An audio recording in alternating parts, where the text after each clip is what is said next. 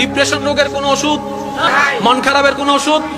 আমি বলছি যে যেখান থেকে শুনতে পাচ্ছেন প্র্যাকটিক্যাল করে দেখবেন, ভালো লাগলে করতে থাকবেন, ভালো না লাগলে বাদ দিবেন। আমি প্র্যাকটিক্যাল করেছি সেটা আপনাদেরকে বলছি।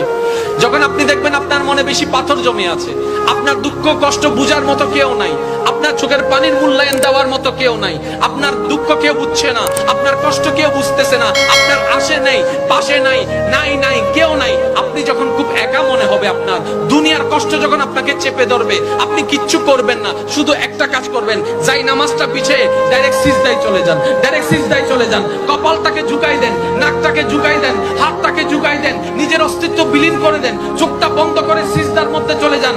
আল্লাহর ওয়াস্তে করে বলছি, কিচ্ছু পড়া লাগবে না, শুধু সিজদার মধ্যে পড়তে থাকেন, সিজদায় পড়ে থাকেন, কান্না করতে থাকেন। ওনাকে বুঝান যিনি আপনি না বললেও সবকিছু বুঝে, ওই রবকে জানান যিনি আপনি না জানালেও সবকিছু জানে। দুনিয়ার মানুষ তো আজকে বললে কালকে চুপ উল্টাই ফেলে, ব্ল্যাকমেইল করতে শুরু করে। রব তো সবকিছু জানার পরেও দোষ গোপন করে রেখেছে। ওই রবের দরবারে সবকিছু বলতে থাকেন, 1টা মিনিট 2টা মিনিট 3টা মিনিট, দেখবেন আপনার সমস্যা তখন সমাধান না হলো অন্তরে এমন একটা শান্তি লাগবে যেটা আপনার পৃথিবীর কোথাও খুঁজে পাবেন না।